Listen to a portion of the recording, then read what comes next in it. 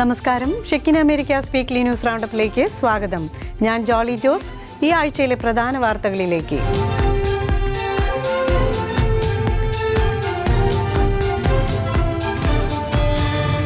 Pentagon പ്രതിനിധി ആൽബ്രിച്ച് Colby Vatican പ്രതിനിധിയായിരുന്ന കർദിനാൾ പിയറിയെ വിളിപ്പിച്ച് ഭീഷണിപ്പെടുത്തിയതായുള്ള വാർത്തകളിൽ വിശദീകരണവുമായി വത്തിക്കാന്റെ US അംബാസിഡർ ബ്രിയാൻ ബുർജ്. കോൾബിയുമായുള്ള കൂടിക്കാഴ്ചകളെക്കുറിച്ചുള്ള സമീപകാല മാധ്യമ വിവരണങ്ങൾ കെട്ടുകഥകളാണെന്ന് കർദിനാൾ പിയറി സ്ഥിരീകരിച്ചതായി ബുർജ് വ്യക്തമാക്കി. US വത്തിക്കാൻ നയതന്ത്ര ബന്ധത്തിൽ ഉലച്ചിലുകൾ സംഭവിച്ചതായുള്ള വാർത്തകളിൽ വിശദീകരണവുമായി വത്തിക്കാന്റെ US അംബാസിഡർ ബ്രയാൻ ബുർജ് വ്യാഴാഴ്ച പുറത്തിറക്കിയ പ്രസ്താവനയിൽ ഇപ്പോൾ റോമിൽ താമസിക്കുന്ന US-നായുള്ള മുൻ വത്തിക്കാൻ പ്രതിനിധി കർദിനാൾ ക്രിസ്റ്റോഫ് പിയറിയുമായി താൻ സംസാരിച്ചതായി ബ്രയാൻ ബുർജ് വ്യക്തമാക്കി. ഈയടുത്ത് US-നായുള്ള വത്തിക്കാൻ പ്രതിനിധി സ്ഥാനത്ത് നിന്നും വിരമിച്ച കർദിനാൾ ക്രിസ്റ്റോഫ് പിയറിയെ ജനുവരി മാസത്തിൽ പെന്റഗൺ വാർഫോർ policy under secretary Elbridge Colby വിളിപ്പിച്ച് ഭീഷണിപ്പെടുത്തിയെന്ന പ്രചാരണങ്ങൾ കർദിനാൾ നിഷേധിച്ചതായി ബ്രയാൻ ബുർജ് അറിയിച്ചു. ദ ഫ്രീ പ്രസിനെ ഉദ്ധരിച്ച് പ്രചരിക്കുന്ന വാർത്തകളിലാണ് ബ്രയാൻ ബുർജ് വ്യക്തത നൽകിയിരിക്കുന്നത്. പാപ്പയുടെ സമാധാന സന്ദേശത്തെക്കുറിച്ചുള്ള ആശങ്കകൾ ഉന്നയിച്ച് എൽബ്രിച്ച് കോൾബി കർദിനാളിനെ വിളിച്ചു വരുത്തിയതായും തുടർന്ന് അപമര്യാദയായി പെരുമാറിയെന്നുമാണ് വാർത്തകൾ പ്രചരിക്കുന്നത്. എന്ത് ചെയ്യാനും അമേരിക്കയ്ക്ക് പറ്റുമെന്നും കത്തോലിക്ക സഭ അമേരിക്കയുടെ പക്ഷം പിടിക്കുന്നതാണ് നല്ലത് എന്നും കോൾബി കർദിനാളിനോട് പറഞ്ഞതായാണ് ആരോപണങ്ങളിൽ പറയപ്പെടുന്നത്. അബിഗ്നോൺ പേപ്പസി കാലഘട്ടത്തെക്കുറിച്ച് കൂടിക്കാഴ്ചയിൽ പെന്റഗൺ സൂചിപ്പിച്ചതായും ആരോപണങ്ങൾ പരന്നിരുന്നു. അക്കാലത്ത് ഫ്രഞ്ച് ഭരണകൂടത്തിന്റെ സമ്മർദ്ദത്തിന് വഴങ്ങി പാപ്പയ്ക്ക് തങ്ങളുടെ ആസ്ഥാനം റോമിൽ നിന്നും ഫ്രാൻസിലേക്ക് മാറ്റേണ്ടി വന്നിരുന്നു. കൂടാതെ ഈ കൂടിക്കാഴ്ചയ്ക്ക് ശേഷം പാപ്പ അമേരിക്കൻ സന്ദർശനം വരെ റദ്ദാക്കിയെന്ന തരത്തിലാണ് യാതൊരു ഔദ്യോഗിക അറിയിപ്പുമില്ലാതെ വാർത്തകൾ പരക്കുന്നത്. വാസ്തവത്തിൽ ലയോ 14 പാപ്പ അമേരിക്ക സന്ദർശനം നടത്താൻ നിശ്ചയിച്ചതായി വത്തിക്കാൻ സൂചനകളൊന്നും നൽകിയിരുന്നില്ല. എന്നാൽ നിശ്ചയിച്ചുറപ്പിച്ച തന്റെ പേപ്പർ സന്ദർശന തീരുമാനത്തിൽ നിന്ന് ഈ ചർച്ചയ്ക്ക് ശേഷം പാപ്പ പിന്മാറി എന്ന രീതിയിലാണ് വാർത്ത പരക്കുന്നത്. തന്നെയുമല്ല, പ്രസ്തുത കൂടിക്കാഴ്ച നടന്നത് അമേരിക്ക ഇറാൻ യുദ്ധം തുടങ്ങുന്നതിന് നാളുകൾക്ക് മുൻപാണെന്നിരിക്കെ ഇറാനെതിരായ അമേരിക്കൻ ആക്രമണങ്ങളെ പാപ്പ അപലപിച്ച ശേഷമാണ് കർദിനാൾ ക്രിസ്റ്റോഫ് പിയറെ വിളിപ്പിച്ചതെന്നും പാപ്പയുടെ നിലപാടുകളോടുള്ള അമേരിക്കയുടെ എതിർപ്പ് അറിയിച്ചു എന്നുമാണ് ചില റിപ്പോർട്ടുകൾ. കോൾബിയുമായുള്ള കൂടിക്കാഴ്ചയെക്കുറിച്ച് സമീപകാല മാധ്യമ വിവരണങ്ങൾ കെട്ടുകഥകളാണെന്ന് കർദിനാൾ പിയറി സ്ഥിരീകരിച്ചതായി ബുർജ് വ്യക്തമാക്കി. യോഗത്തിൽ ഒരു തരത്തിലുള്ള ഭീഷണിയും ഉണ്ടായില്ല. 2 മാസം മുൻപ് നടന്നത് തുറന്നതും സൗഹാർദ്ദപരവുമായ ഒരു കൂടിക്കാഴ്ചയായിരുന്നു. അവിഗ്നോൺ ഭീഷണി ഉണ്ടായിട്ടില്ലെന്നും കർദിനാൾ പറഞ്ഞതായി ബുർജ് കൂട്ടിച്ചേർത്തു. അതേസമയം കർദിനാൾ ക്രിസ്റ്റോഫ് പിയറിയുമായുള്ള കൂടിക്കാഴ്ച പെന്റഗൺ അംഗീകരിച്ചു എങ്കിലും കൂടിക്കാഴ്ച സമ്മർദ്ദപരമായിരുന്നു എന്ന റിപ്പോർട്ടുകൾ പെന്റഗൺ നിഷേധിച്ചതായാണ് റിപ്പോർട്ടുകൾ. കൂടിക്കാഴ്ചയെ അത്തരത്തിൽ ചിത്രീകരിക്കുന്ന റിപ്പോർട്ടുകൾ വളരെ അതിശയോക്തിപരവും വളച്ചൊടിച്ചതുമാണെന്ന് പ്രതിരോധ വകുപ്പിലെ ഒരു ഉദ്യോഗസ്ഥൻ പറഞ്ഞതായി റിപ്പോർട്ടുണ്ട്. സംഭാഷണം ബഹുമാനപൂർണവും ന്യായയുക്തവുമായ ചർച്ചയായിരുന്നുവെന്ന് അദ്ദേഹം വിശദീകരിച്ചതായും റിപ്പോർട്ടിൽ പറയുന്നു. വിഷയത്തിൽ അഭിപ്രായം പറയുന്നതിന് മുൻപ് കർദിനാൾ പിയറിയിൽ നിന്നും നമ്മുടെ സ്വന്തം ആളുകളിൽ നിന്നും നേരിട്ട് കേൾക്കാൻ ആഗ്രഹിക്കുന്നു എന്നായിരുന്നു വിഷയത്തിൽ JD വാൻസ് ഹംഗറിയിൽ വെച്ച് പ്രതികരിച്ചത്. അമേരിക്കയും ഇറാനും തമ്മിൽ 2 ആഴ്ചത്തെ വെടിനിർത്തൽ പ്രഖ്യാപിച്ചതിനെ അതീവ സന്തോഷത്തോടെ സ്വാഗതം ചെയ്യുന്നതായി ലിയോ 14 പാപ്പ. ഈ തീരുമാനം ലോക സമാധാനത്തിന് വലിയൊരു പ്രത്യാശയുടെ അടയാളമാണെന്ന് പാപ്പ അഭിപ്രായപ്പെട്ടു. അമേരിക്കയും ഇറാനും തമ്മിൽ 2 ആഴ്ചത്തെ വെടിനിർത്തൽ പ്രഖ്യാപിച്ചതിനെ അതീവ സന്തോഷത്തോടെ സ്വാഗതം ചെയ്യുന്നതായി ലയോ 14 മാർപ്പാപ്പ. ഈ തീരുമാനം ലോക സമാധാനത്തിന് വലിയൊരു പ്രത്യാശയുടെ അടയാളമാണെന്ന് പാപ്പ പറഞ്ഞു. വത്തിക്കാനിൽ വിശ്വാസികളെ അഭിസംബോധന ചെയ്ത് സംസാരിക്കവെയാണ് അന്താരാഷ്ട്ര തലത്തിൽ നിർണായകമായ ഈ നീക്കങ്ങളോടുള്ള തന്റെ പ്രതികരണം പാപ്പ അറിയിച്ചത്. വെടിനിർത്തൽ വെറുമൊരു സാങ്കേതിക നടപടിയായി മാറാതെ ഇരു രാജ്യങ്ങളും തമ്മിലുള്ള സ്ഥിരമായ സമാധാന ചർച്ചകളിലേക്കുള്ള ആദ്യ ചുവടുവയ്പായി മാറണമെന്ന് മാർപ്പാപ്പ അഭിപ്രായപ്പെട്ടു. ആയുധങ്ങളെക്കാൾ സംഭാഷണങ്ങൾക്കാണ് പ്രാധാന്യം നൽകേണ്ടതെന്ന് പാപ്പ ഊന്നി പറഞ്ഞു. യുദ്ധഭീതിയിൽ കഴിയുന്ന ജനങ്ങൾക്ക് ഈ 2 ആഴ്ചത്തെ ഇടവേള വലിയ ആശ്വാസമാകുമെന്ന് പാപ്പ പറഞ്ഞു. സമാധാനം കെട്ടിപ്പടുക്കുന്നതിൽ വിട്ടുവീഴ്ചയില്ലാത്ത നിലപാടുകൾ സ്വീകരിക്കുവാൻ ലോക നേതാക്കളോട് പാപ്പ അഭ്യർത്ഥിച്ചു. അതേസമയം സംഘർഷം നിലനിൽക്കുന്ന മേഖലകളിൽ സമാധാനം പുനഃസ്ഥാപിക്കുന്നതിനായി കത്തോലിക്ക സഭ ലോകമെമ്പാടും പ്രത്യേക പ്രാർത്ഥനകൾ തുടരുമെന്നും പാപ്പ വ്യക്തമാക്കി. ഇറാൻ കരാർ ലംഘിച്ചാൽ ഇതുവരെ ലോകം കണ്ടിട്ടില്ലാത്ത വിധത്തിലുള്ള സൈനിക നീക്കമുണ്ടാകുമെന്ന് American president Donald Trump. Iran ആണവായുധങ്ങൾ നിർമ്മിക്കില്ലെന്നും ഹോർമുസ് കടലിടുക്ക് സുരക്ഷിതമായി തുറന്നു കൊടുക്കുമെന്നും നേരത്തെ തന്നെ ധാരണയായതാണ്. എന്നാൽ സ്ഥിതിഗതികൾ വിശ്വസനീയമല്ല എന്ന് റിപ്പോർട്ടുകൾ. ഇറാൻ കരാർ ലംഘിച്ചാൽ ഇതുവരെ ലോകം കണ്ടിട്ടില്ലാത്ത വിധത്തിലുള്ള സൈനിക നീക്കം ഉണ്ടാകുമെന്ന് American president Donald Trump. Iran ആണവായുധങ്ങൾ നിർമ്മിക്കില്ലെന്നും ഹോർമുസ് കടലിടുക്ക് സുരക്ഷിതമായി തുറന്നു കൊടുക്കുമെന്നും നേരത്തെ തന്നെ ധാരണയായതാണ്. അക്കാര്യത്തിൽ വിട്ടുവീഴ്ചയില്ലെന്നും ട്രംപ് കൂട്ടിച്ചേർത്തു. ഇറാൻ അമേരിക്കയുടെ എല്ലാ നിബന്ധനകളും പാലിക്കുന്നതുവരെ തങ്ങളുടെ കപ്പലുകളും വിമാനങ്ങളും സൈനികരും മേഖലയിൽ തന്നെ നിലയുറപ്പിക്കുമെന്നും ആവശ്യമായ ആയുധശേഖരം കരുതിയിട്ടുണ്ടെന്നും അദ്ദേഹം വ്യക്തമാക്കി. തന്റെ സോഷ്യൽ മീഡിയ പ്ലാറ്റ്ഫോമായ ട്രൂത്ത് സോഷ്യലിലൂടെയാണ് ട്രംപിന്റെ മുന്നറിയിപ്പ്. ഇറാൻ വെടിനിർത്തൽ കരാർ ലംഘിച്ച് ലംഘിച്ചുവെന്ന ആരോപണങ്ങൾക്ക് പിന്നാലെയാണ് ട്രംപിന്റെ മുന്നറിയിപ്പ്. ഇസ്രായേൽ ലെബനനിൽ ആക്രമണം തുടരുന്നുവെന്നും ഇറാന്റെ വ്യോമാതിർത്തി ലംഘിച്ചുവെന്നും ആരോപിച്ച് ഇറാൻ ഹോർമൂസ് കടലിടുക്കിലൂടെയുള്ള എണ്ണക്കപ്പലുകളുടെ ഗതാഗതം വീണ്ടും തടഞ്ഞതോടെയാണ് പുതിയ പ്രതിസന്ധി ഉടലെടുത്തത്. മാത്രമല്ല, യുറേനിയം സമ്പുഷ്ടീകരണത്തിനുള്ള ഇറാന്റെ അവകാശങ്ങളെക്കുറിച്ചും തർക്കങ്ങളും സ്ഥിതിഗതികൾ വഷളാക്കി. എന്നാൽ ലെബനനിലെ ഹിസ്ബുള്ളക്കെതിരായ നീക്കങ്ങൾ വെടിനിർത്തൽ കരാറിന്റെ ഭാഗമല്ലെന്ന ഇസ്രായേൽ പ്രധാനമന്ത്രി ബെഞ്ചമിൻ നെതന്യാഹുവിന്റെ നിലപാടിനോട് ട്രംപും യോജിച്ചു. വെള്ളിയാഴ്ച ചർച്ചകൾ തുടങ്ങാനിരിക്കെ ഇരുവിഭാഗങ്ങളും നിലപാടുകൾ കടുപ്പിച്ചത് പശ്ചിമേഷ്യയിലെ സംഘർഷാവസ്ഥ വീണ്ടും വർദ്ധിപ്പിച്ചിരിക്കുകയാണ്. നിലവിലെ പ്രതിസന്ധി പരിഹരിക്കാനായി അമേരിക്കൻ വൈസ് പ്രസിഡന്റ് JD വാൻസിന്റെ നേതൃത്വത്തിലുള്ള ഉന്നതതല സംഘം ആവശ്യമായ നീക്കങ്ങൾ നടത്തുന്നുണ്ട്. ലിയോ 14 പാപ്പായുടെ ആഫ്രിക്കൻ സന്ദർശനത്തിന്റെ വിശദാംശങ്ങൾ വത്തിക്കാൻ പ്രസിദ്ധീകരിച്ചു. ഏപ്രിൽ 13 മുതൽ 23 വരെ പാപ്പായുടെ ആഫ്രിക്കൻ സന്ദർശനം ചരിത്രങ്ങളുടെയും സംസ്കാരങ്ങളുടെയും പാരമ്പര്യങ്ങളുടെയും സമ്പന്നതയും വൈവിധ്യവും കൊണ്ട് അടയാളപ്പെടുത്തിയ ഒരു യാത്രയായി വലിയ ഇടയന്റെ ആഫ്രിക്കൻ സന്ദർശനത്തെ വിശേഷിപ്പിച്ച് Vatican press office director Matteo Bruni. African ഭൂഖണ്ഡത്തിലേക്കുള്ള ലയോ 14 പാപ്പയുടെ പേപ്പൽ സന്ദർശനത്തിന്റെ വിശദാംശങ്ങൾ വത്തിക്കാൻ പ്രസിദ്ധീകരിച്ചു. ഏപ്രിൽ 13 മുതൽ 23 വരെ അൾജീരിയ, കാമറൂൺ, ആംഗോളോ, ഇക്വറ്റോറിയൽ ഗിനിയ എന്നിവിടങ്ങളിലേക്ക് മാർപ്പാപ്പ നടത്തുന്ന അപ്പസ്തോലിക യാത്രയെക്കുറിച്ച് Vatican press office director Matteo Bruny വ്യക്തമാക്കി. വ്യാഴാഴ്ച നടന്ന പത്രസമ്മേളനത്തിൽ മാധ്യമപ്രവർത്തകരെ അഭിസംബോധന ചെയ്തുകൊണ്ട് 11 ദിനങ്ങളിലായി 4 രാജ്യങ്ങൾ ഉൾക്കൊള്ളുന്ന സന്ദർശനത്തെക്കുറിച്ച് അദ്ദേഹം വിശദീകരിച്ചു. ഇംഗ്ലീഷ്, ഫ്രഞ്ച്, പോർച്ചുഗീസ്, സ്പാനിഷ് ഭാഷകളിൽ പാപ്പ പ്രസംഗങ്ങൾ നടത്തും. സമാധാനം, കുടിയേറ്റം, പരിസ്ഥിതി, യുവാക്കൾ, കുടുംബം എന്നിവയാണ് പരിശുദ്ധ പിതാവ് അഭിസംബോധന ചെയ്യുന്ന പ്രധാന വിഷയങ്ങൾ. പ്രത്യേക സുരക്ഷാ നടപടികളൊന്നും ആസൂത്രണം ചെയ്തിട്ടില്ല എന്ന വസ്തുതയും ബ്രൂണി എടുത്തു പറഞ്ഞു. ഇതുവരെയുള്ള പാപ്പയുടെ ഏറ്റവും ദൈർഘ്യമേറിയ യാത്രയും അൾജീരിയയിലേക്കുള്ള വലിയ ഇടയന്റെ ആദ്യ സന്ദർശനവും മറ്റു 3 രാജ്യങ്ങളിലേക്കുള്ള ദശാബ്ദങ്ങൾക്ക് ശേഷമുള്ള ആദ്യത്തെ മാർപ്പാപ്പ സന്ദർശനവുമാണിത്. സാംസ്കാരികവും ഭാഷാപരവുമായ വൈവിധ്യം അടയാളപ്പെടുത്തിയ സ്ഥലങ്ങളും സന്ദർഭങ്ങളും സംഘർഷം, കുടിയേറ്റം, മതാന്തര സഹവർത്തിത്വം എന്നിവയുൾപ്പെടെയുള്ള സാമൂഹികവും രാഷ്ട്രീയവുമായ വെല്ലുവിളികളും പാപ്പയുടെ പേപ്പൽ സന്ദർശനത്തിൽ ഉൾക്കൊള്ളുന്നു. അൾജീരിയൻ സന്ദർശനത്തിൽ വിശുദ്ധ അഗസ്റ്റീന്റെ പൈതൃകത്തെക്കുറിച്ചും വടക്കേ ആഫ്രിക്കയിലെ ക്രിസ്ത്യൻ സാന്നിധ്യത്തെക്കുറിച്ചും പരാമർശങ്ങളുണ്ടാകും. അതോടൊപ്പം കുടിയേറ്റ പ്രശ്നങ്ങളും ചർച്ച ചെയ്യും.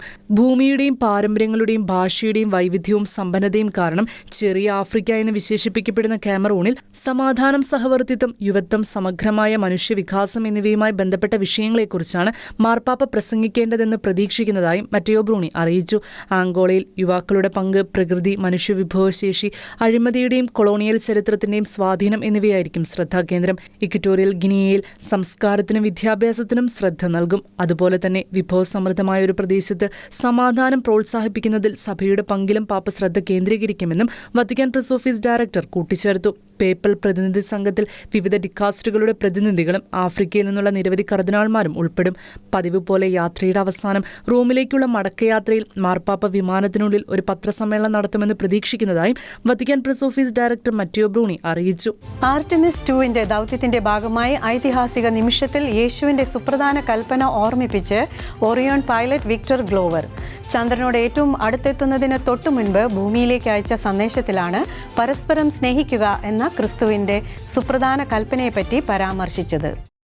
യേശുവിന്റെ സുപ്രധാന കൽപ്പന ലോകത്തെ ഓർമ്മിപ്പിച്ച് ആർട്ടിമിസ് 2 ദൗത്യത്തിന്റെ പൈലറ്റായ വിക്ടർ ഗ്ലോവർ നാസയുടെ ആർട്ടിമിസ് 2 ദൗത്യത്തിന്റെ ഭാഗമായി ഓറിയോൺ പേടകം ചന്ദ്രനോട് ഏറ്റവും അടുത്തെത്തുന്നതിന് തൊട്ടുമുൻപ് ഭൂമിയിലേക്ക് അയച്ച സന്ദേശത്തിൽ യേശുവിന്റെ സുപ്രധാന കൽപ്പനയെപ്പറ്റി വിക്ടർ ഗ്ലോവർ ലോകത്തെ ഓർമ്മിപ്പിച്ചു. ലോകം ശ്വാസമടക്കി പിടിച്ചു നിന്ന ആ നിമിഷത്തിൽ വിക്ടർ ഇപ്രകാരം പറഞ്ഞു: നാം പ്രപഞ്ചത്തിന്റെ രഹസ്യങ്ങൾ അനാവരണം ചെയ്യുന്നത് തുടരുമ്പോൾ ഭൂമിയിലെ ഏറ്റവും പ്രധാനപ്പെട്ട ഒരു രഹസ്യത്തെക്കുറിച്ച് നിങ്ങളെ ഓർമ്മിപ്പിക്കാൻ ഞാൻ ആഗ്രഹിക്കുന്നു. അത് സ്നേഹമാണ്. നിന്റെ ദൈവമായ കർത്താവിനെ നീ എന്താണോ അത് മുഴുവൻ ഉപയോഗിച്ച് സ്നേഹിക്കുക എന്നതാണ് ഏറ്റവും വലിയ കൽപ്പനയെന്ന് ക്രിസ്തു പഠിപ്പിച്ചു. അതിന് തുല്യമായ രണ്ടാമത്തെ കൽപ്പനയെക്കുറിച്ചും ഗുരു പറഞ്ഞു: നിന്റെ അയൽക്കാരനെ നിന്നെപ്പോലെ തന്നെ സ്നേഹിക്കുക എന്ന്. യുദ്ധങ്ങളും കലഹങ്ങളും കൊണ്ട് മുറിപ്പെട്ട ലോകത്തിന് ചന്ദ്രന്റെ ഇരുണ്ട ഭാഗത്തേക്ക് മറയുന്നതിന് നിമിഷങ്ങൾക്ക് മുൻപാണ് ക്രിസ്തു പഠിപ്പിച്ച സ്നേഹത്തിന്റെ സന്ദേശം വിക്ടർ കൈമാറിയത്. ചന്ദ്രന് പിന്നിൽ റേഡിയോ തരംഗങ്ങൾ പോലും എത്താത്ത 40 മിനിറ്റോളം നീണ്ട നിശബ്ദതയിലേക്ക് പോകുന്നതിന് തൊട്ടുമുൻപ് അദ്ദേഹം ഇപ്രകാരം കൂട്ടിച്ചേർത്തു: ചന്ദ്രനിൽ നിന്ന് ഞങ്ങൾ നിങ്ങളെ സ്നേഹിക്കുന്നു. മനുഷ്യകുലത്തിന്റെ ചരിത്രം തിരുത്തിയെഴുതിക്കൊണ്ട് മനുഷ്യൻ ഭൂമിയിൽ നിന്ന് സഞ്ചരിച്ച ഏറ്റവും വലിയ ദൂരം നാസയുടെ ആർട്ടിമിസ് 2 ദൗത്യം പിന്നിട്ട് കഴിഞ്ഞു. ഇതിനു മുമ്പ് ഭൂമിയിൽ നിന്ന് മനുഷ്യൻ സഞ്ചരിച്ച ഏറ്റവും വലിയ ദൂരമായ 2,52,760 മൈലുകളേക്കാൾ 4,100 മൈൽ കൂടുതൽ ദൂരം സഞ്ചരിച്ചാണ് ആർട്ടിമിസ് 2 സംഘം ഭൂമിയിലേക്കുള്ള മടക്കയാത്ര ആരംഭിച്ചത്. 1972 ശേഷം മനുഷ്യനെ ചന്ദ്രന്റെ ഭ്രമണപഥത്തിലേക്ക് എത്തിക്കുവാനുള്ള നാസയുടെ ചരിത്രപരമായ ദൗത്യമാണ് ആർട്ടിമിസ് 2. ഇതുവരെ ഒരു മനുഷ്യനും കാണാത്ത കാഴ്ചകൾ തങ്ങൾ കണ്ടതായി commander Reid Wiseman, Victor Glover, Christina Koch, Jeremy Hansen എന്നിവരടങ്ങിയ 4 അംഗ സംഘം പറയുന്നു. ഭാവിയിൽ മനുഷ്യൻ ചന്ദ്രനിൽ ഇറങ്ങാനുള്ള തരത്തിലുള്ള ദൗത്യങ്ങൾക്ക് ഈ യാത്ര അടിത്തറപ്പാകും. പ്രപഞ്ചത്തിന്റെ അതിരുകൾ തേടിയുള്ള മനുഷ്യരാശിയുടെ യാത്ര തുടരുമ്പോഴും യേശു നൽകിയ സ്നേഹത്തിന്റെ കൽപ്പന പാലിക്കേണ്ടതിന്റെ പ്രസക്തി ഈ ദൗത്യത്തിന്റെ പൈലറ്റായ വിക്ടറിന്റെ വാക്കുകൾ നമ്മെ ഓർമ്മിപ്പിക്കുന്നു. ചന്ദ്രന്റെ അന്തരീക്ഷ മണ്ഡലത്തിൽ നിന്ന് വിക്ടർ നൽകിയ ഈ സന്ദേശം ഏത് സാഹചര്യത്തിലും സ്നേഹവും കരുണയും കാത്തുസൂക്ഷിക്കുവാൻ നമ്മുടെ ഹൃദയങ്ങളെ പ്രചോദിപ്പിക്കുന്നു. ഈസ്റ്റർ സീസണിൽ ഇറങ്ങിയ നെറ്റ്ഫ്ലിക്സ് സീരീസായ ദി സാൻഡ്മാൻ സീസണിനെതിരെ ലോകമെമ്പാടുമുള്ള ക്രൈസ്തവർക്കിടയിൽ നിന്ന് പ്രതിഷേധം ഇരമ്പുന്നു. ക്രൈസ്തവരെ പ്രകോപിപ്പിക്കാൻ പ്ലാറ്റ്ഫോം മനഃപൂർവ്വം കത്തോലിക്ക സഭയെ അവഹേളിക്കുന്നുവെന്ന രംഗങ്ങൾ ഉപയോഗിച്ച് എന്നും ആരോപണങ്ങൾ. ഈസ്റ്റർ സീസണിൽ ഇറങ്ങിയ നെറ്റ്ഫ്ലിക്സ് സീരീസായ ദി സാൻഡ്മാൻ സീസണിനെതിരെ ലോകമെമ്പാടുമുള്ള ക്രൈസ്തവർക്കിടയിൽ നിന്നും പ്രതിഷേധമുയരുന്നു. ക്രൈസ്തവരെ പ്രകോപിപ്പിക്കാൻ മനഃപൂർവ്വം കത്തോലിക്ക സഭയെ അവഹേളിക്കുന്ന തരത്തിലുള്ള രംഗങ്ങൾ ചിത്രത്തിൽ ഉൾപ്പെടുത്തിയതായാണ് ആരോപണം. കത്തോലിക്ക സഭയുടെ തലവനും പിതാവുമായ പാപ്പായുടെയും ഒരു കർദിനാളിന്റെയും വ്യാജവേഷം ധരിച്ച് 2 കഥാപാത്രങ്ങൾ ഉൾപ്പെടുന്ന ഒരു രംഗത്തെ കേന്ദ്രീകരിച്ചാണ് വിവാദം ഉടലെടുത്തത്. സീരീസിൽ യഥാർത്ഥ പാപ്പായെ കോമയിലാഴ്ത്തി അരാജകത്വവും പാപ്പ സ്ത്രീകളെ പൗരോഹിത്യത്തിലേക്ക് സ്വാഗതം ചെയ്യുന്നുവെന്ന് പ്രചരിപ്പിക്കുകയും പാപ്പയുടെയും കർദിനാളിന്റെയും വേഷം ധരിച്ച് ആൾമാറാട്ടം നടത്തുന്ന കഥാപാത്രങ്ങൾ സ്വവർഗ അനുരാഗികളായുമാണ് രംഗത്തിൽ ചിത്രീകരിക്കപ്പെട്ടിരിക്കുന്നത്. ഇത്തരത്തിലുള്ള രംഗങ്ങൾ പ്ലോട്ടിന് അർത്ഥവത്തായ സംഭാവന നൽകുന്നതിന് പകരം ക്രൈസ്തവരെ മുഴുവൻ പ്രകോപിപ്പിക്കാൻ ഉദ്ദേശിച്ചിട്ടുള്ളതാണ്. കത്തോലിക്ക സഭ രൂഢമൂലം എതിർക്കുന്ന കാര്യങ്ങളിൽ പരിശുദ്ധ സഭയുടെ ഉന്നത സ്ഥാനങ്ങളിലിരിക്കുന്നവരെയും സഭയെയും അപമാനിക്കാൻ ശ്രമിക്കുന്ന ഇത്തരം നീക്കങ്ങൾ ഒരിക്കലും അവിചാരിതമല്ല. ലൈഫ് സൈറ്റ് ന്യൂസ് റിപ്പോർട്ട് അനുസരിച്ച് ഈ ക്ലിപ്പ് സീരീസിന്റെ പ്രൊമോഷണൽ ക്യാമ്പയിന്റെ ഭാഗമായിരുന്നു. ഏപ്രിൽ 5-നും 6-നും ഇടയിൽ ഓൺലൈനിൽ വ്യാപകമായി ഇത് ഷെയർ ചെയ്യപ്പെടുകയും ചെയ്തു. പാപ്പയെയും കത്തോലിക്ക ചിഹ്നങ്ങളെയും നാടകീയമായ ഉപകരണങ്ങളായി ചുരുക്കുന്നതിൽ പല വിശ്വാസികളും ആശങ്ക പ്രകടിപ്പിച്ചു.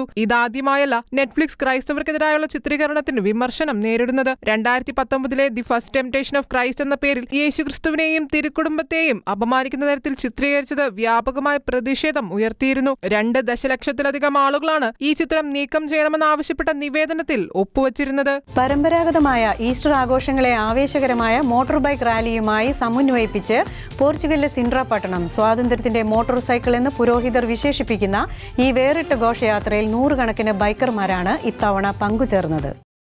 പരമ്പരാഗതമായ ഈസ്റ്റർ ആഘോഷങ്ങളെ ആവേശകരമായ മോട്ടോർ സൈക്കിൾ റാലിയുമായി സമന്വയിപ്പിച്ച് പോർച്ചുഗലിലെ സിൻഡ്ര പട്ടണം സ്വാതന്ത്ര്യത്തിന്റെ മോട്ടോർ സൈക്കിൾ എന്ന് പുരോഹിതർ വിശേഷിപ്പിക്കുന്ന ഈ വേറിട്ട ഘോഷയാത്രയിൽ 100 കണക്കിന് ബൈക്കർമാരാണ് ഇത്തവണ പങ്കുചേർന്നത്.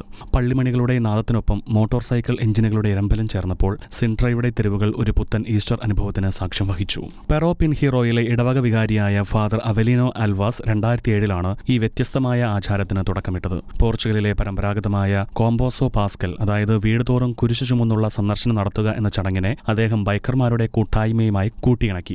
രാവിലെ 10 മണിക്ക് പെറോ പെൻഹീറയിൽ നിന്ന് ആരംഭിച്ച 19ാമത് വാർഷിക മോട്ടോർ സൈക്കിൾ ഘോഷയാത്ര വിവിധ ഇടവകകൾ പിന്നിട്ട് ഉച്ചയ്ക്ക് 1 മണിയോടെ ചരിത്രപ്രസിദ്ധമായ സിൻഡ്ര നാഷണൽ പാലസിൽ സമാപിച്ചു. ക്രിസ്തു ഉയർത്തെഴുന്നേറ്റു എന്ന സന്ദേശം കേവലം ദൈവാലയങ്ങൾക്കുള്ളിൽ ഒതുങ്ങേണ്ടതല്ലെന്ന് ഫാദർ അവലീനോ ചൂണ്ടിക്കാട്ടി. വിശ്വാസം സമൂഹത്തിന്റെ പ്രാന്തപ്രദേശങ്ങളിലേക്ക് എത്തിക്കണമെന്ന് അന്തരിച്ച ഫ്രാൻസിസ് മാർപ്പാപ്പയുടെ ആഹ്വാനമാണ് ഇത്തരം സംഭവങ്ങൾക്ക് പിന്നിലെ പ്രചോദനമെന്ന് അദ്ദേഹം പറഞ്ഞു. നിസ്സംഗത നിറഞ്ഞ ലോകത്ത് ക്രിസ്തുവിനെ വിശ്വസിക്കുന്നവർ ഇന്നും ഉണ്ടെന്ന് വിളിച്ചു പറയുക കൂടിയാണ് ഈ റാലിയുടെ ലക്ഷ്യമിടുന്നത്. വരിവരിയായി നീങ്ങുന്ന 100 കണക്കിന് മോട്ടോർ സൈക്കിളുകളെ സ്വീകരിക്കുവാൻ തെരുവുകളിലുടനീളം ജനങ്ങൾ തിങ്ങി നിറഞ്ഞിരുന്നു. കത്തോലിക്ക പാരമ്പര്യത്തെ ആധുനികമായ അഭിരുചികളുമായി ചേർത്ത് പിടിക്കുന്ന സിൻഡ്രയിലെ ഈ മോട്ടോർ സൈക്കിൾ ഈസ്റ്റർ ഘോഷയാത്ര കാലത്തിനനുസരിച്ച് വിശ്വാസം എങ്ങനെ പുതിയ രൂപങ്ങൾ കൈക്കൊള്ളുന്നു എന്നതിന്റെ മനോഹരമായ ഉദാഹരണമാണ്. കത്തോലിക്ക സഭയുടെ അടിസ്ഥാന വിശ്വാസങ്ങൾക്ക് വിരുദ്ധമായ ജെൻഡർ ഐഡന്റിറ്റി നിയമങ്ങൾ പാലിക്കണമെന്ന് സർക്കാർ നിർബന്ധിക്കുന്നതിനെതിരെ ഫെഡറൽ കോടതിയെ സമീപിച്ച് സന്യാസിനിമാർ. ന്യൂയോർക്കിൽ 125 വർഷത്തെ കാരുണ്യ ശുശ്രൂഷ പ്രതിസന്ധിയിൽ. നിർധനരായ ക്യാൻസർ രോഗികൾക്ക് 125 വർഷമായി സൗജന്യ ശുശ്രൂഷ നൽകി വരുന്ന ഹോത്തോണിലെ ഡൊമിനിക്കൻ സന്യാസിമാർ നിയമ പോരാട്ടത്തിലേക്ക്. കത്തോലിക്ക സഭയുടെ അടിസ്ഥാന വിശ്വാസങ്ങൾക്ക് വിരുദ്ധമായ ജെൻഡർ ഐഡന്റിറ്റി നിയമങ്ങൾ പാലിക്കണമെന്ന് സർക്കാർ നിർബന്ധിക്കുന്നതിനെതിരെ സന്യാസിമാർ ഫെഡറൽ കോടതിയെ സമീപിച്ചു. 2026 ഏപ്രിൽ 6-നാണ് ഇവർ ഹർജി സമർപ്പിച്ചത്. 2023 ന്യൂയോർക്ക് സ്റ്റേറ്റ് പാസാക്കിയ പുതിയ നിയമമാണ് വിവാദങ്ങൾക്ക് ആധാരം. ലൈംഗികാഭിമുഖ്യം, ലിംഗസമത്വം എന്നിവയുടെ അടിസ്ഥാനത്തിൽ വിവേചനം പാടില്ലെന്ന് വ്യവസ്ഥ ചെയ്യുന്ന നിയമം രോഗികൾ ആവശ്യപ്പെടുന്ന പ്രൊനൗണുകൾ ഉപയോഗിക്കണമെന്നും മുറികൾ പങ്കിടുന്നതിൽ നിയന്ത്രണങ്ങൾ പാടില്ലെന്നും നിർദ്ദേശിക്കുന്നു. എന്നാൽ ഈ നിർദ്ദേശങ്ങൾ കത്തോലിക്ക സഭയുടെ ധാർമ്മിക പ്രബോധനങ്ങൾക്കും വിശ്വാസ സത്യങ്ങൾക്കും വിരുദ്ധമാണെന്ന് സന്യാസിമാർ വാദിക്കുന്നു. മറ്റ് ചില സഭയുടെ കീഴിലുള്ള സ്ഥാപനങ്ങൾക്ക് ഈ നിയമത്തിൽ നിന്ന് ഇളവ് നൽകിയിട്ടുണ്ടെന്നും എന്നാൽ കത്തോലിക്ക സന്യാസിമാർക്ക് ഇളവ് നിഷേധിക്കുന്നത് ഭരണഘടനാ വിരുദ്ധമായ വിവേചനമാണെന്നും സിസ്റ്റേഴ്സിന്റെ അഭിഭാഷകർ ചൂണ്ടിക്കാട്ടുന്നു. ദരിദ്രർക്കുള്ള ഞങ്ങളുടെ സേവനം തടസ്സമില്ലാതെ തുടരാനും സഭയുടെ വിശ്വാസങ്ങൾ മുറുകെ പിടിക്കുവാനുമാണ് ഞങ്ങൾ കോടതിയെ സമീപിച്ചത്, സന്യാസിനി സമൂഹം ഹർജിയിൽ വ്യക്തമാക്കി. പ്രശസ്ത എഴുത്തുകാരൻ നഥാനിയേൽ ഹൊത്തോണിന്റെ മകൾ റോസ് ഹൊത്തോൺ 1900 സ്ഥാപിച്ചതാണ് ഈ ശുശ്രൂഷ കേന്ദ്രം. ഇൻഷുറൻസ് തുകയോ സർക്കാർ ധനസഹായമോ സ്വീകരിക്കാതെ പൂർണ്ണമായും സൗജന്യമായാണ് ഇവർ രോഗികളെ പരിചരിക്കുന്നത്. ലോകമെമ്പാടുമുള്ള ക്രൈസ്തവ സമൂഹങ്ങൾ വലിയ പ്രാധാന്യത്തോടെയാണ് ഈ നിയമ പോരാട്ടത്തെ ഉറ്റുനോക്കുന്നത്. വിഷയത്തിൽ ഫെഡറൽ കോടതിയുടെ നിലപാട് സമാനമായ സാഹചര്യങ്ങൾ നേരിടുന്ന മറ്റ് ക്രൈസ്തവ സ്ഥാപനങ്ങൾക്കും നിർണായകമാകും. അമേരിക്കയിൽ കത്തോലിക്ക വിശ്വാസത്തിലേക്ക് ആയിരങ്ങൾ. രാജ്യത്തൊരു ആത്മീയ നവോത്ഥാനത്തിന്റെ സൂചനകളാണിപ്പോൾ പ്രകടമാകുന്നത്. അമേരിക്കൻ മണ്ണിൽ സഭയ്ക്ക് പുതിയ വസന്തകാലം. ഈ വർഷത്തെ ഈസ്റ്റർ വിസിൽ ദിനത്തിൽ അമേരിക്കയിൽ ഉടനീളം ആയിരക്കണക്കിന് ആളുകൾ കത്തോലിക്ക സഭയിൽ അംഗമായി. ലോസ് ആഞ്ചൽസിൽ മാത്രം 8598 പേർ ജ്ഞാനസ്നാനം സ്വീകരിച്ച് കത്തോലിക്കരായി. അറ്റ്ലാന്റ അതിരൂപത 3442 പുതിയ വിശ്വാസികളെ ഈസ്റ്റർ ദിനത്തിൽ സ്വാഗതം ചെയ്തു. ടെക്സസിലെ ഡാലസ് രൂപത 2500 പേരെയും ഗാൽവസ്റ്റൺ, ഹ്യൂസ്റ്റൺ അതിരൂപതകൾ 3000 പേരെയും സ്വീകരിച്ചു. Phoenix, Washington, fort worth, Santiago എന്നിവ ഉൾപ്പെടെ കുറഞ്ഞത് 14 രൂപതകളിൽ 1000-ലധികം പേർ മാമോദിസ സ്വീകരിച്ചു. അമേരിക്കയിൽ കഴിഞ്ഞ ഏതാനും ദശകങ്ങളായി കത്തോലിക്ക വിശ്വാസം സ്വീകരിക്കുന്ന പ്രായപൂർത്തിയായവരുടെ എണ്ണത്തിൽ കുറവ് വരുന്ന പ്രവണതയുണ്ടായിരുന്നു. എന്നാൽ അടുത്ത കാലത്ത് ചില രൂപതകളിൽ ശ്രദ്ധേയമായ വളർച്ച റിപ്പോർട്ട് ചെയ്യുന്നു. 2026 അമേരിക്കയിൽ ഉണ്ടായ ഈ വലിയ മാറ്റം സഭയ്ക്കൊരു പ്രതീക്ഷയുടെ അടയാളമായി മാറുന്നു. അമേരിക്കയിൽ മാത്രമല്ല മറ്റ് രാജ്യങ്ങളും ഇതേ പ്രവണത സ്വീകരിക്കുന്നു. ഫ്രാൻസ് മറ്റൊരു വലിയ വിശ്വാസ വസന്തത്തിനാണ് വേദിയായത്. പാരീസ് അതിരൂപത ഈ ഈസ്റ്ററിൽ 788 പേരെ സ്വീകരിച്ചു. ഇതുവരെ ഉണ്ടായതിൽ ഏറ്റവും വലിയ സംഖ്യ. കത്തോലിക്ക റിവ്യൂ റിപ്പോർട്ട് പ്രകാരം ഇംഗ്ലണ്ടിലെ വെസ്റ്റ്മിൻസ്റ്റർ അതിരൂപതയിൽ 2025 മുതൽ 2026 വരെ ക്രൈസ്തവ വിശ്വാസം സ്വീകരിക്കുന്നവരുടെ എണ്ണത്തിൽ 60% വർധനവ് രേഖപ്പെടുത്തി. ബെൽജിയം, അയർലൻഡ്, നെതർലൻഡ് എന്നിവിടങ്ങളിലും കത്തോലിക്ക സഭയിൽ പ്രവേശിക്കുന്നവരുടെ എണ്ണത്തിൽ ഗണ്യമായ വർധനവ് കാണാം. ലോകത്തിന്റെ വിവിധ ഭാഗങ്ങളിൽ ഉയർന്നുവരുന്ന ഈ ആത്മീയ വളർച്ച സഭയ്ക്ക് പുതിയ വസന്തകാലമായി വിലയിരുത്തപ്പെടുന്നു. യേശുക്രിസ്തുവിന്റെ ജീവിതത്തെ ആസ്പദമാക്കി ലോകമെമ്പാടും ദശലക്ഷക്കണക്കിന് ആരാധകരെ നേടിയ ദി ചോസൺ വെബ് സീരീസിന്റെ 6ാം സീസൺ റിലീസ് തീയതി പുറത്തുവിട്ടു. ക്രിസ്തുവിന്റെ കുരിശുമരണം പ്രമേയമാക്കിയാണ് പുതിയ എപ്പിസോഡുകൾ ഇറങ്ങുന്നത്. യേശുക്രിസ്തുവിന്റെ ജീവിതത്തെ ആസ്പദമാക്കി ലോകമെമ്പാടും ദശലക്ഷക്കണക്കിന് ആരാധകരെ നേടിയ ദ ചോസൺ വെബ് സീരീസിന്റെ 6ാം സീസൺ റിലീസ് തീയതി പുറത്തുവിട്ടു. ക്രിസ്തുവിന്റെ കുരിശുമരണമാണ് ഈ സീസണിലെ പ്രധാന പ്രമേയം. ഏപ്രിൽ 3 പ്രൈം വീഡിയോസും 5&2 സ്റ്റുഡിയോസും ചേർന്ന് ദ ചോസണിന്റെ 6ാമത്തെ സീസൺ അമേരിക്കയിലും അന്താരാഷ്ട്ര തലത്തിലും നവംബർ 15 പ്രൈം വീഡിയോയിൽ മാത്രമായും പ്രീമിയർ ചെയ്യുമെന്ന് പ്രഖ്യാപിച്ചു. സീസൺ 6ൽ 6 എപ്പിസോഡുകൾ ഉൾക്കൊള്ളുന്നതാണ്. ആദ്യ 3 നവംബർ 15 പ്രീമിയർ ചെയ്യും. തുടർന്ന് ഡിസംബർ 6 വരെയുള്ള ആഴ്ചകളിൽ ഓരോ എപ്പിസോഡ് വീതവും പ്രീമിയർ ചെയ്യും. ക്രിസ്തുവിന്റെ പീഡാനുഭവങ്ങളും കുരിശുമരണവും വളരെ തീവ്രതയോടും വൈകാരികമായും ഈ സീസണിൽ അവതരിപ്പിക്കുമെന്ന് സംവിധായകൻ ജെൻസ്കിൻ വ്യക്തമാക്കി. വിശ്വാസികളെ സംബന്ധിച്ചിടത്തോളം ഏറ്റവും ഹൃദയസ്പർശിയായ ഭാഗമായിരിക്കും ഇത്. ഏറെ പ്രതീക്ഷയോടെ കാത്തിരിക്കുന്ന 6ാം സീസൺ ദുഃഖവെള്ളിയാഴ്ചയുടെ 24 മണിക്കൂറും ക്രിസ്തുവിന്റെ കുരിശുമരണവും ഉൾക്കൊള്ളുന്നതാണ്. യേശുവിന്റെ ജെറുസലേമിലേക്കുള്ള പ്രവേശനം മുതൽ കുരിശുമരണം വരെയുള്ള സംഭവ വികാസങ്ങളാണ് 8 എപ്പിസോഡുകളിലായി ഈ സീസണിൽ ഉൾപ്പെടുത്തിയിരിക്കുന്നത്. ജനകീയ പങ്കാളിത്തത്തോടെ നിർമ്മിക്കപ്പെട്ട ലോകത്തിലെ ഏറ്റവും വലിയ സിനിമാ പ്രൊജക്ടുകളിലൊന്നാണ് ദി ചോസൺ. ഇതുവരെ 200 ദശലക്ഷത്തിലധികം ആളുകൾ ഈ സീരീസ് കണ്ടുകഴിഞ്ഞു. ബൈബിൾ കഥാപാത്രങ്ങളെ മനുഷ്യസഹജമായ വികാരങ്ങളോടെ അവതരിപ്പിക്കുന്നതാണ് ഈ സീരീസിന്റെ പ്രത്യേകത. 6ാം സീസണിന് ശേഷം ക്രിസ്തുവിന്റെ ഉയർപ്പിനെ ആസ്പദമാക്കി 7ാം സീസണോടുകൂടി പരമ്പര അവസാനിക്കുമെന്നും അണിയറ പ്രവർത്തകർ സൂചിപ്പിച്ചു. നിലവിൽ 5ാം സീസണിനായുള്ള കാത്തിരിപ്പിലാണ് ആരാധകർ. Shekinah Americas weekly news roundup ഇവിടെ പൂർണ്ണമാകുന്നു. കൂടുതൽ വാർത്തകളുമായി അടുത്ത ആഴ്ച വീണ്ടും കാണാം.